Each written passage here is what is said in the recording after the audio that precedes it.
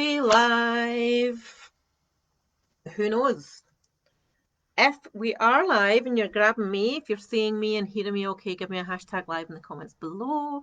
And if you can't hear me, don't do anything because you can't hear me. And if you can't see me, then you're not really missing much. I'm not looking the best today, looking all right, but not the best.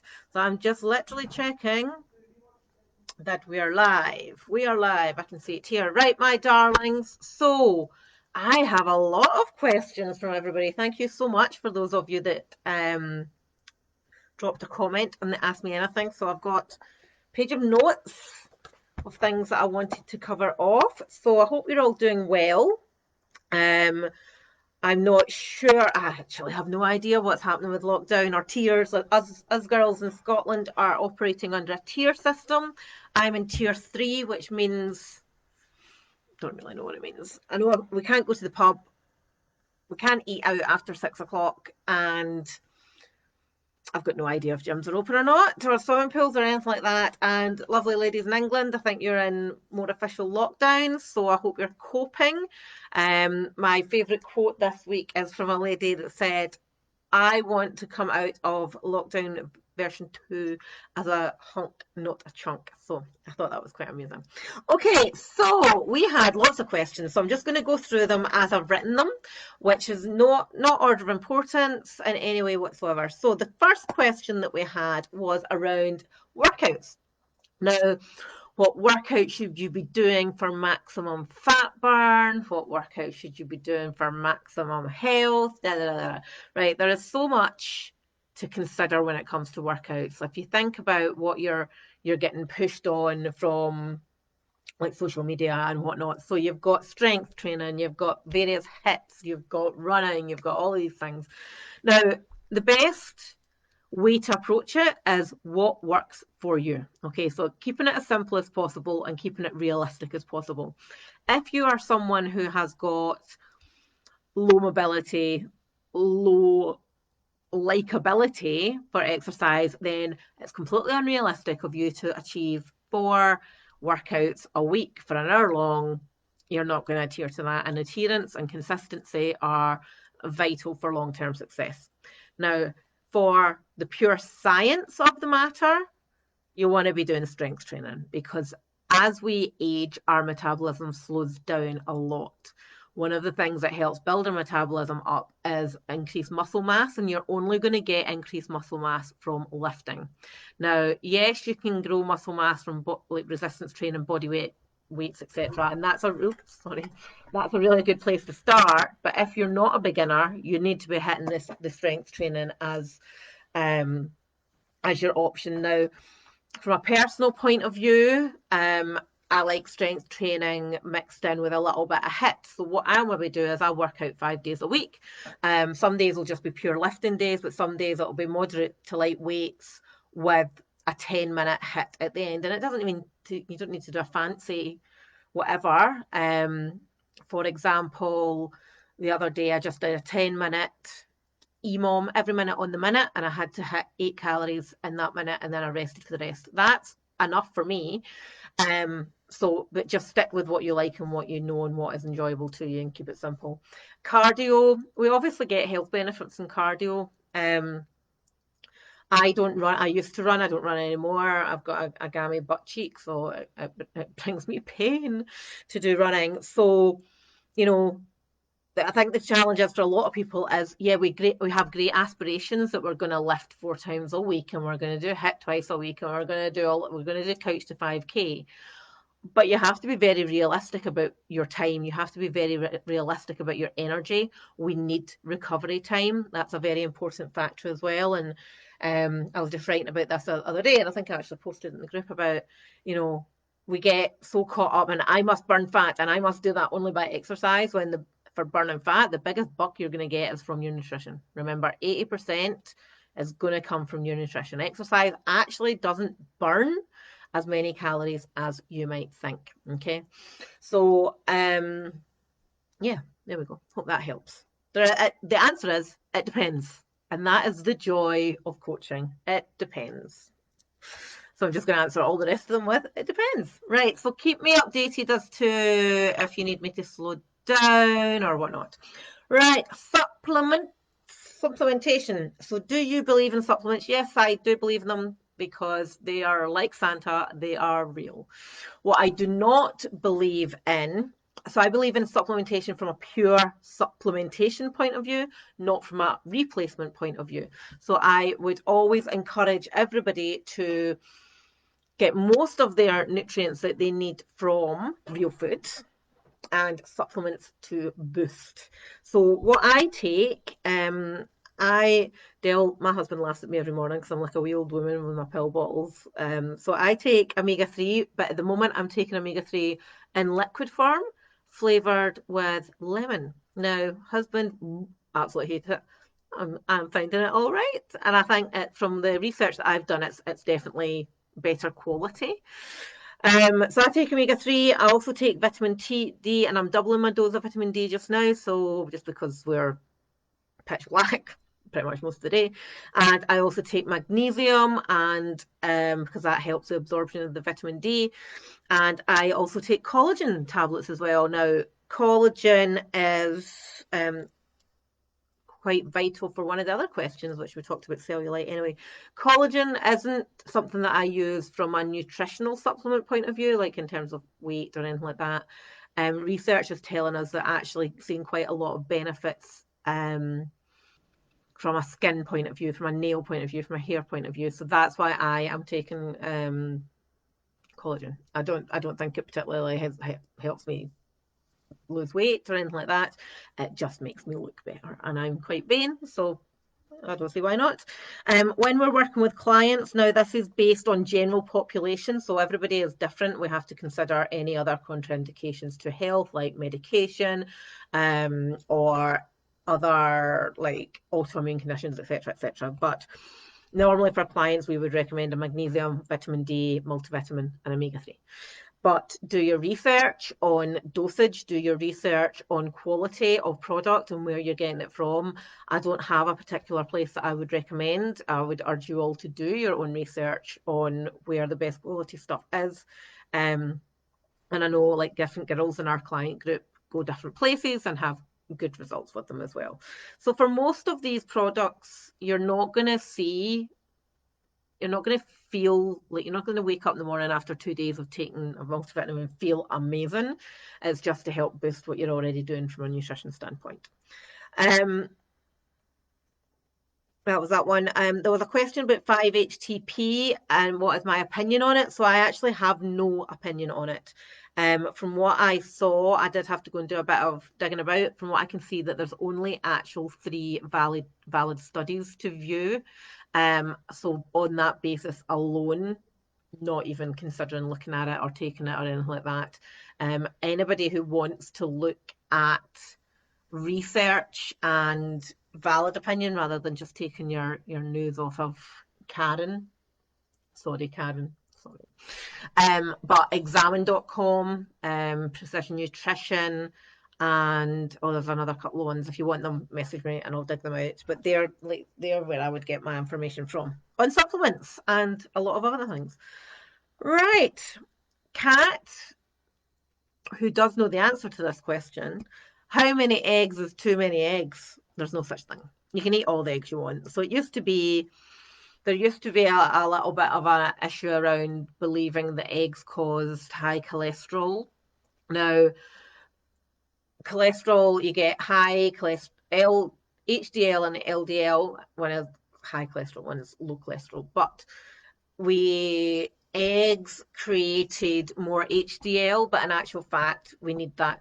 Studies now shown us we actually need that for health. So there is no such thing as too many eggs. The only thing to be aware of is the fat content of eggs. So although eggs are a protein source, they're also quite a high fat source as well. So the yolk is primarily fat, the whites are primarily protein.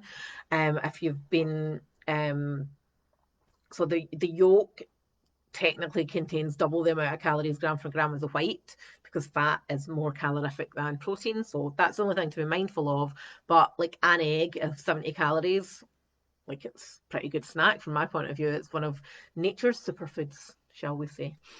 Um, and if you've got a dog, give the dog the shell as well. Also a good protein source. Wouldn't recommend that for us though. So that's my thought on eggs. Poor Jet is curling her toes right now. The vegans are curling their toes. I apologise, but eggs are amazing. All right, cellulite. I can't remember who it was. Cellulite. So, cellulite isn't something that you're going to banish. Like a lot of cellulite issues, challenges come from genetics, and there's fat underneath our skin essentially that causes these little pockets, and that's what you can see. Now there are some proven ways of helping reduce it. One of them is actually losing overall body fat that can help, but even when I've been a size 8, I've had cellulite. The visible cellulite. So it doesn't necessarily matter if you've got a low body fat percentage, you might still have it. But some things that I've found that have helped me and have helped other people. So cutting out caffeine seems to be quite a good one as well. Dry body brushing, which it is a bit of a pain, like literally it is a bit of a pain, but it really does help improve the circulation. For any of you that have ever clicked on any of my ads and seen me in a tiny pair of shorts, on the run up to that photo shoot, I dry body brushed a lot and heavy dose in the moisturizer. So the moisturizer doesn't necessarily isn't going to help the cellulite as such, but it improves the appearance of the top layer of skin. So, yep, dry body brushing is another one. Collagen is showing signs and studies of improving skin tone, so it's worth a wee shot. And eating less processed crap, really. Reduce the amount of toxins that are going into your body. Don't smoke. Smoking's bad. Full stop, but for cellulite it is bad. So they're my key takeaways. If anybody else have any amazing suggestions, then feed them through. I've not seen great results from various creams and whatnot, but to be fair, I'm not a tester, so I don't know. I don't moisturize enough. I'm really bad actually like that. I've got all these lovely lotions and potions, and I go, oh, that's a really pretty bottle. Not gonna do it.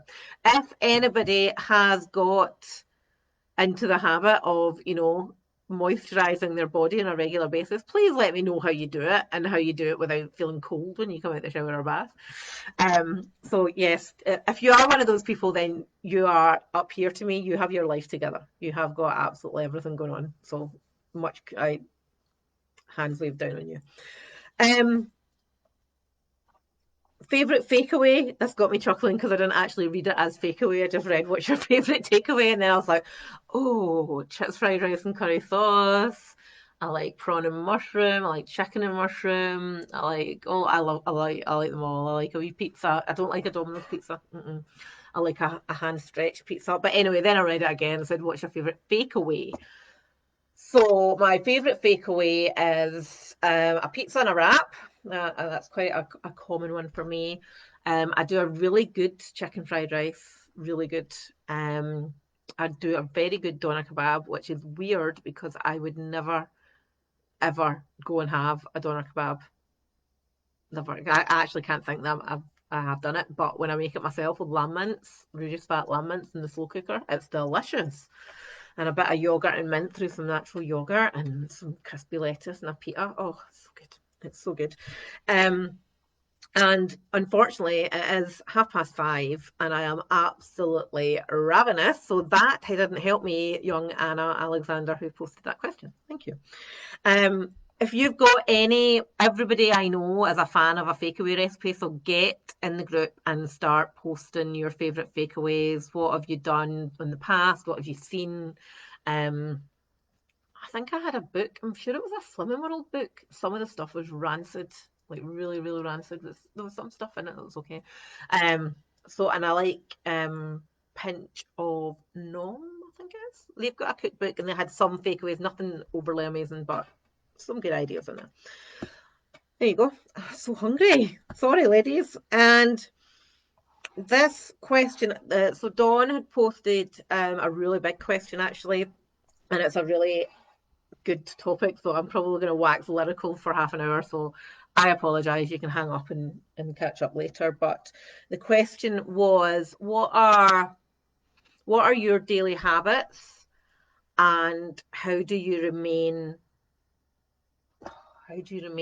on track? How do you remain focused? Something along those things. So, um, one of the big things that we work on with clients is all about raising our standards. So being a better version than where we are now.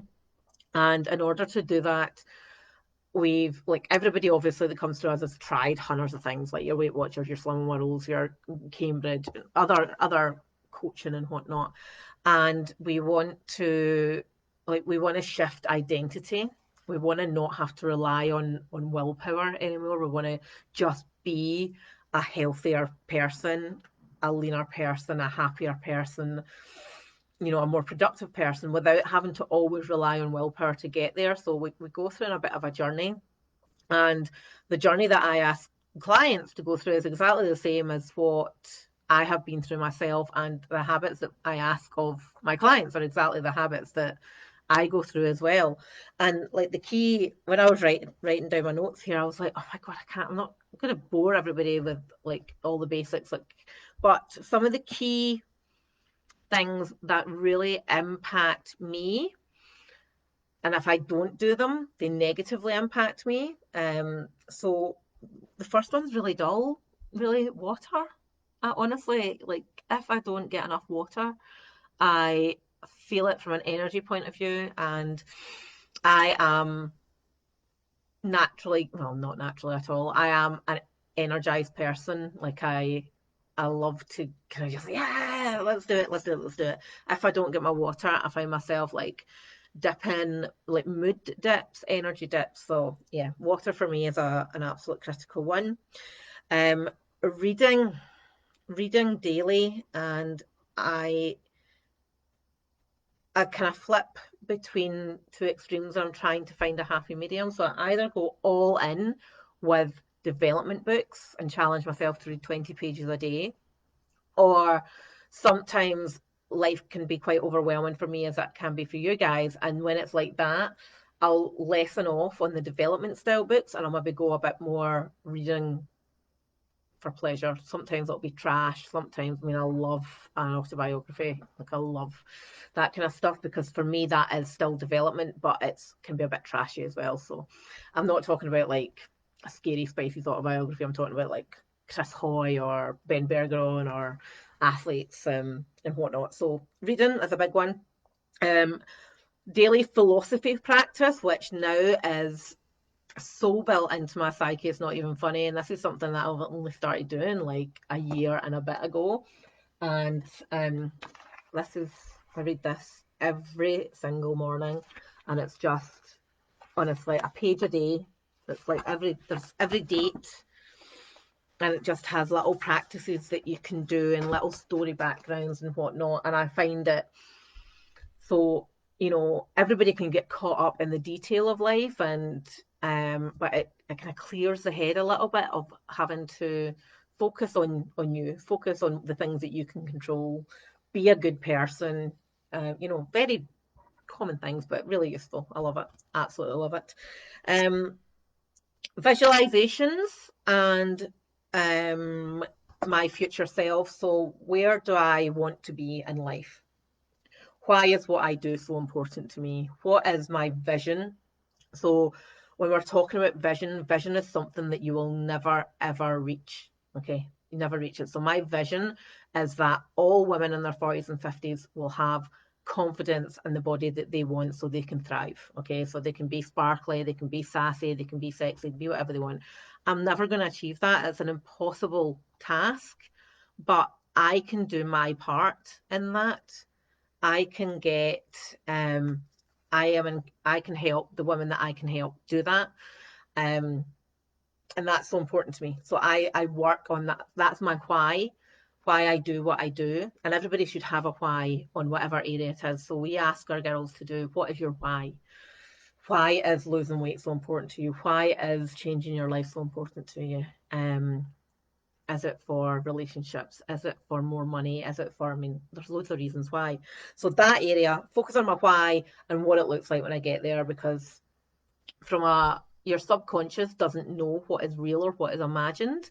So if you spend some time really imagining the future of where you want to be, then, and you do that well, you do that the right way, then over time you'll start making decisions, unconscious decisions that are going to get you to that point. Now, obviously, it's not a case of, oh, right, I'm imagining that there's no weeds in the garden and the extension's built and I've decorated everything and hubby has turned into Tom Hardy. Right? That's not how it works.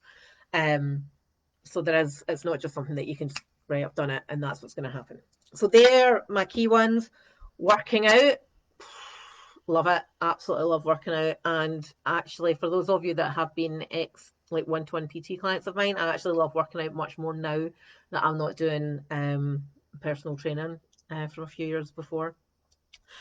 And I'm very lucky that I have a fully kitted out gym in my garage, so I'm not affected by the lockdown piece. Journaling.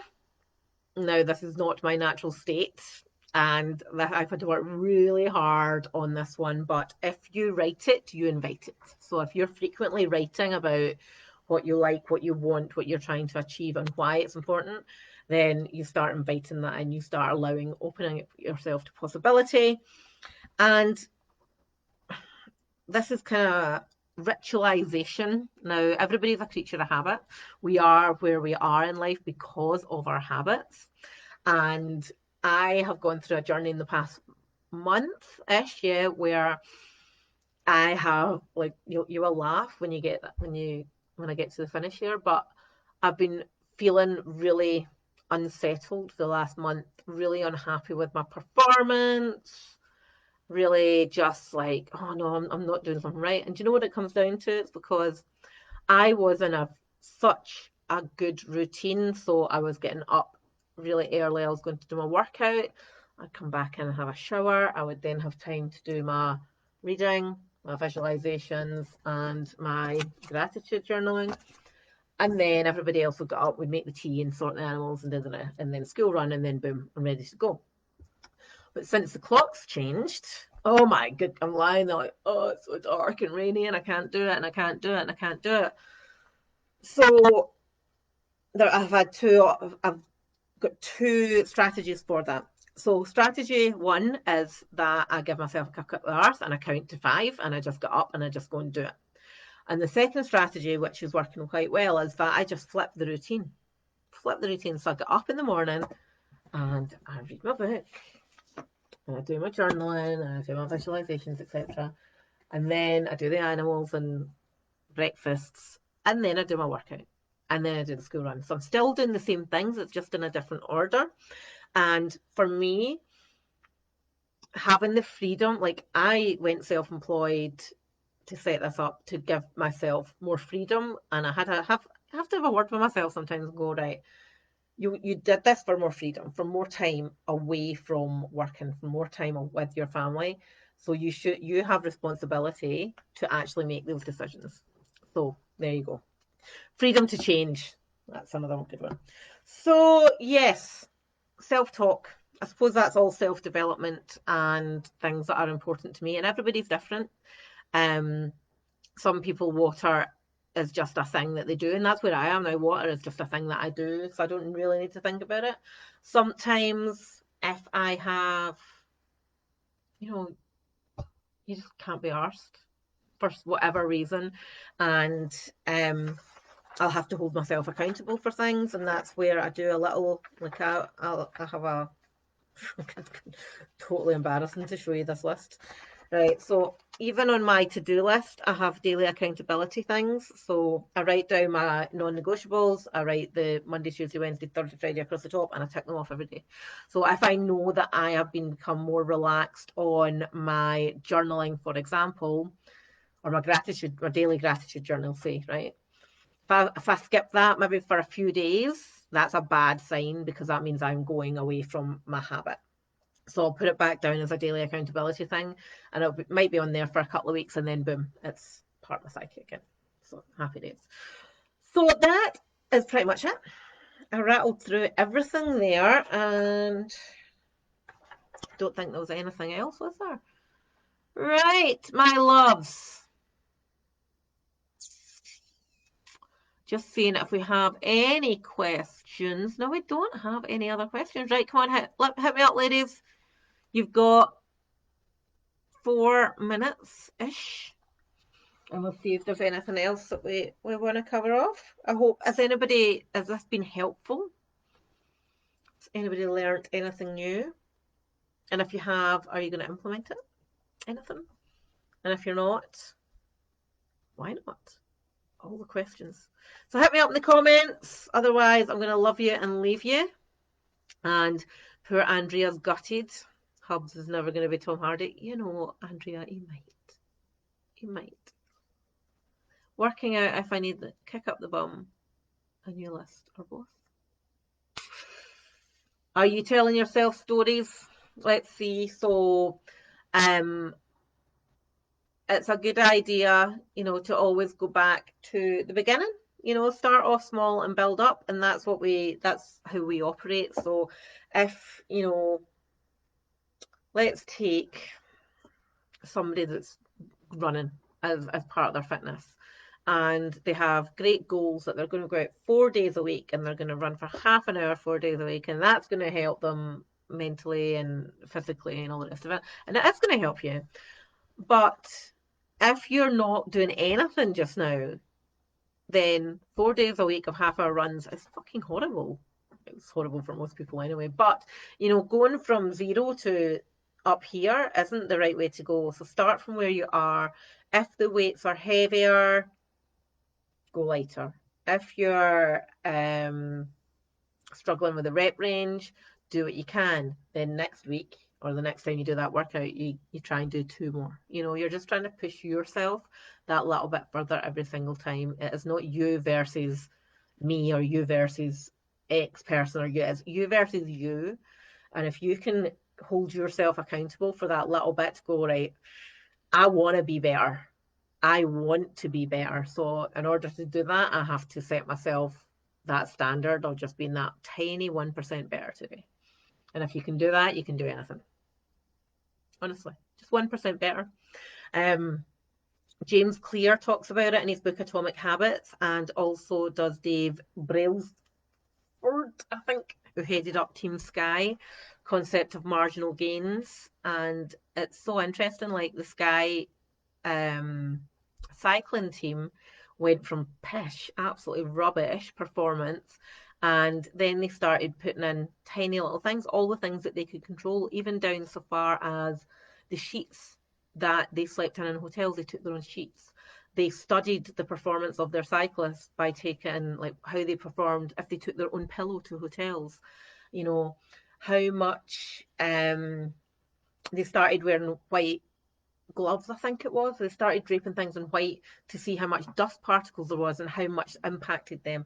All these tiny, tiny, tiny, tiny, tiny things make a huge difference. So it's just trying to be that one little bit better to then build and build and build. And there's a stat, and it's like if you can be 1% better daily, you'll be 137% better in a year or something. It's something like that. So it's stacking everything up. It's not going from 0 to doing everything. Not going to work. Never going to work. Ever, ever, ever. And that's why typically most diets will fail, because you get overwhelmed, you're over restricting, you're trying to do everything, and then boom, crash. Can't do this. And you're right, you can't do it. Nobody can do it. So that's why stack, stack, stack, stack, stack. Boom, I'm doing it. Confidence. Boom. Love it. All right. Love you all. Love you all. AMW merch. Oh, could you imagine? Let's create a movement of Eat Move winners. We could have t-shirts with slogans. Right, Andrea, in your time away of your self-reflection, you can design girl. That's you. That's you. Right, I'm off. Lovely to see you. Well, see your names, and I hope you've got something from today. All right, take care. Speak soon.